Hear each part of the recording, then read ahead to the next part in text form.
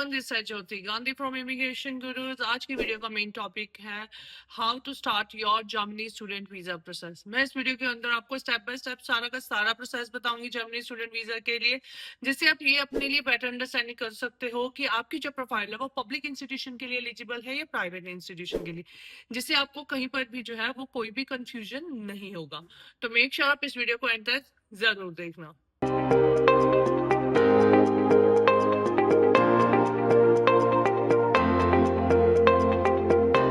Hello everyone, so again आज की जो वीडियो का मेन टॉपिक है that's a German study visa process. Germany में स्टूडेंट्स को बहुत ज्यादा मिथ रहता है कि वहां पर सिर्फ और सिर्फ डच लैंग्वेज में पढ़ाया जाता है, तो ऐसा कुछ नहीं है। जर्मनी में डच लैंग्वेज के साथ साथ इंग्लिश टॉट प्रोग्राम्स भी हैं, जहां पर बच्चा जो है इंटरनेशनल स्टूडेंट जो है वो वहां पे जा सकते हैं, वो इंग्लिश में स्टडी कर सकते हैं। हाँ, जर्मन टॉट प्रोग्राम्स जो है वो मेजोरिटी में फ्री ऑफ कॉस्ट रहते हैं, जिसके लिए अगर किसी बच्चे के 50% मार्क्स भी हैं, वो किसी भी बैकग्राउंड वाला स्टूडेंट है और वो बच्चा जर्मनी में स्टडी पढ़ने जाना चाहता है, तो उसके पास C1 लेवल तक की जो स्टडी है वो होनी चाहिए, यानी कि C1 लेवल तक का जो है वो लैंग्वेज स्कोर होना चाहिए जर्मनी का। तो 5 लेवल रहते हैं, A1, A2, B1, B2 and C1। ये 5 सर्टिफिकेशन जो है अगर वो आपके पास है तो आप विथ 50% ऑफ मार्क्स आप जर्मनी में डच लैंग्वेज के साथ फ्री एजुकेशन के लिए अप्लाई कर सकते हो। बट अगर आपको वहां पर जर्मन टॉट प्रोग्राम में नहीं पढ़ना है, आपको इंग्लिश टॉट प्रोग्राम्स में जाना है, तो उसके लिए पब्लिक यूनिवर्सिटी में आपके ओवरऑल 70% मार्क्स की जो है वो रिक्वायरमेंट होनी चाहिए, जिसमें CBSE स्टेट बोर्ड जो है वो मेजोरिटी में कंसीडर किए जाते हैं। NIOS वगैरह के लिए थोड़ा सा कंसर्न्स रहता है जर्मनी में, क्योंकि उन बच्चों के लिए APS हो पाना मुश्किल रहता है। APS के बारे में मैं बाद में बताऊंगी आपको।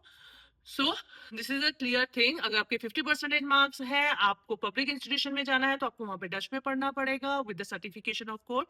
अगर आपके 70% ऑफ मार्क्स है, तो आप वहां पर इंग्लिश में भी जो है वो पढ़ सकते हो, तो उससे कोई फर्क नहीं पड़ता है। इंग्लिश में पढ़ने के लिए आपके पास जो है वो RTS की सर्टिफिकेशन होनी चाहिए, जिसमें 6.5 not less than 6 man score होने चाहिए। PT की इतनी ज्यादा वेटेज नहीं रहती है। तो अगर जर्मनी जाना है तो आज के साथ कंसीडर करो अपनी एप्लीकेशन को, या फिर डच लैंग्वेज के साथ।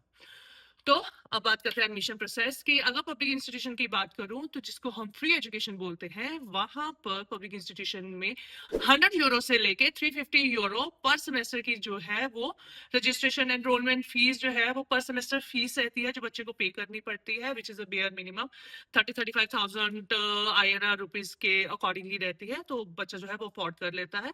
अगर मैं बात करूं उसके कंपैरिजन में दूसरे प्राइवेट इंस्टीट्यूशन में 9,000 10,000 यूरो यानी कि 9-10 लाख रुपए के आसपास फीस आती है। कुछ ऐसे इंस्टीट्यूशन भी हैं जिनकी 5 to 6 लाख के अराउंड जो है वो ट्यूशन फीस आती है, बट वहां पर जो है आप इंग्लिश टोर प्रोग्राम्स में पढ़ोगे। अगर आप वहां पे भी जाना चाहते हो, it's totally up to you, but मैं मेजोरिटी ऑफ स्टूडेंट्स को वो वाले इंस्टीट्यूशंस बताती हूँ जो सेमी गवर्नमेंट इंस्टीट्यूशंस होते हैं, जहां पर आपको इंग्लिश के साथ साथ आपको ऑडिशन में वहां पे डच लैंग्वेज जो है वो ऑडिशन में पढ़ाई जाती है विदाउट एनी एक्स्ट्रा कॉस्ट। तो बच्चा जो है वो उस तरह के कोर्सेज के लिए भी जा सकता है in private institution, but rest is depend upon your academic percentage. सबसे पहले बच्चा अपना ऑफर लेटर के लिए अप्लाई करता है, जिसका मैंने एडमिशन रिक्वायरमेंट आपको बता ही दिया है, तो आप उसके अकॉर्डिंगली अपना ऑफर लेटर जो है वो अप्लाई कर सकते हो। और उसके बाद जो है वो बच्चा जो है वो APS के लिए अप्लाई करता है। APS is just like an evaluation system, German basic एक इवैल्यूएशन सिस्टम है, क्योंकि जर्मनी में 13 ईयर ऑफ एजुकेशन को कंसीडर किया जाता है। तो वो वाले बच्चे जो साल 2026 के अंदर पास आउट होंगे, जो 12th पास आउट होंगे, उन वाले बच्चों के लिए बेनिफिट ये है जर्मनी में पढ़ने का कि आप 12 ईयर ऑफ स्टडी के साथ जो है वो कंटिन्यू कर सकते हो। वो वाले बच्चे जिन्होंने साल 2026 से पहले अपनी होम कंट्री में, अपने इंडिया में जो है वो अपनी स्टडी कंप्लीट करी है, तो वो वाले बच्चों को 13 ईयर ऑफ एजुकेशन वाले रूल के साथ जाना पड़ेगा। अगर आपने 12th के बाद कोई डिप्लोमा कंसीडर नहीं होगा, अगर आपने 12th के बाद 1 ईयर की एक्स्ट्रा स्टडी यानी कि 1 ईयर की डिग्री अपनी होम कंट्री में कंप्लीट करी है, अपने इंडिया में कंप्लीट करी है, तो उसको 13 ईयर ऑफ एजुकेशन को कंसीडर किया जाएगा, ना कि 12th के बाद अगर आपने कोई डिप्लोमा करा है या 10 के बाद 3 ईयर्स का डिप्लोमा करा है उसको कंसीडर किया जाएगा। 12th के बाद 1 ईयर की स्टडी यानी कि इंस्टीट्यूशन की जो स्टडी है, डिग्री का 1 साल जो है वो कंसीडर होगा। अगर वो नहीं है तो आपको जो है विद स्टूडेंट कॉलिंग जो है वो जाना पड़ेगा, जिसको फाउंडेशन कोर्स भी बोलते हैं। आप फाउंडेशन कोर्स के साथ भी जो है वो अप्लाई कर सकते हो। उसमें आपको 6 महीने 1 साल तक की जो स्टडी है वो एक्स्ट्रा पढ़नी पड़ती है। यस, उसके लिए आपको चार्ज करना पड़ता है। सबसे पहले आपका ऑफर लेटर हो गया। ऑफर लेटर के अगेन मैंने रिक्वायरमेंट्स जो है वो आपको बता दी है। Then you have to apply for your APS. जब आपका ऑफर आ जाएगा, आपका एपीएस हो जाएगा, उसके बाद बच्चे ने अपना जो है वो ब्लॉक अकाउंट खुलाना होता है। ब्लॉक अकाउंट के लिए मेजॉरिटी ऑफ द स्टूडेंट्स जो है वो फिंटीवा को यूज करते हैं, बट अदर बैंक्स भी हैं जहां पर आप अपना जो है वो ब्लॉक अकाउंट खुलवा सकते हो। उसके साथ आपका इंश्योरेंस वगैरह जो रहता है वो इंक्लूड हो जाता है। ब्लॉक अकाउंट की जो कॉस्ट रहती है दैट इज 11,904 यूरो, यानी कि अगर मैं आईएनआर की बात करूँ तो 11 साढ़े 11 लाख रुपए के आसपास में जो है वो आपका ब्लॉक अकाउंट रहेगा, जो आपको ईच मंथ यानी कि 960 यूरो करके एवरी मंथ आपको जो है वो इन रिटर्न में मिल जाएगा।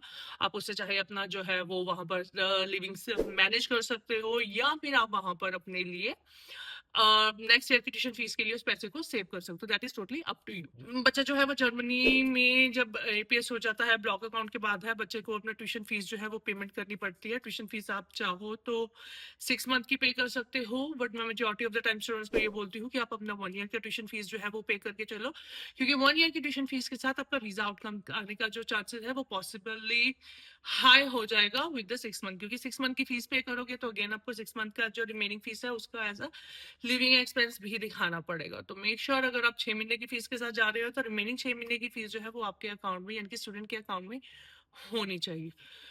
तो this is the basic process. आपका ट्यूशन फी पेमेंट होने के बाद जो है वो हमें लॉजमेंट के प्रोसेस के साथ जो है वो जाना पड़ता है।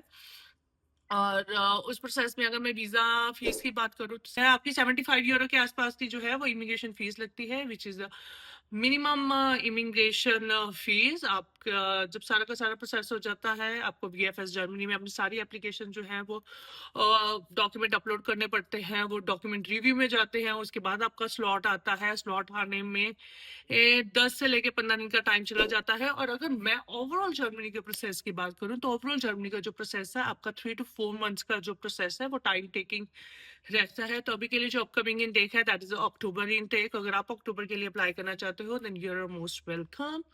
आप इमिग्रेशन टूरिस्ट की जो सर्विसेज है उसको अवेल कर सकते हो, जिसमें हम आपको आपके प्रोफाइल के अकॉर्डिंगली कि आप पब्लिक इंस्टीट्यूशन के लिए एलिजिबल हो या प्राइवेट इंस्टीट्यूशन के लिए एलिजिबल हो, हम उसके अकॉर्डिंगली आपको आपका जो एडमिशन है सिक्योर करने में हेल्प करेंगे, प्लस आपको आपका वीजा लेके देने में भी सपोर्ट करेंगे। तो अगर आपकी कोई भी क्वेरी है related to the German study visa then feel free to reach me out. I am always always there to help you. और मैं आपको गाइड करूंगी एडमिशन से लेके वीजा तक का प्रोसेस कि किस तरह से आपकी एप्लीकेशन को जो है वो हम स्मूथ और ट्रांसपेरेंट प्रोसेस में जो है वो लेके जा सकते हैं। सो यू नो दैट अगर आपका कोई भी क्वेरी है related to the German study visa या फिर किसी और कंट्री के स्टडी वीजा के लिए then feel free to reach me out. I am always there to help you. Thank you.